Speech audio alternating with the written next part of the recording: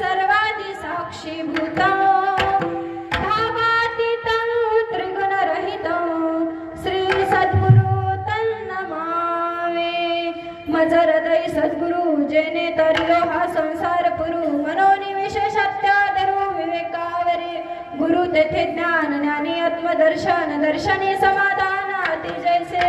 महायोग पीठे तटे भीमरथ्यावर कुंडलिकाय धातु मुने